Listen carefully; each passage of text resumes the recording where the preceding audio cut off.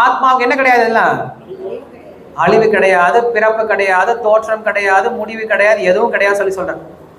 அப்ப நமக்கு என்ன கிடையாது? ஆதியும் கிடையாது, அந்தமும் கிடையாது. அப்ப அர்ஜுனன் ரொம்ப புத்திசாலித்தனமா கேள்வி கேட்டான்.